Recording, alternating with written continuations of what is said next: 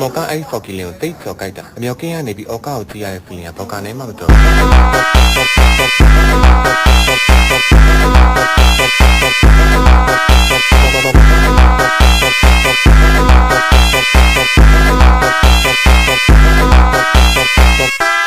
ကြောက်ကအလုံးကကိုကိုရဲ့အောက်ကောက်မှာကိုကိုထောက်ကိစ္စ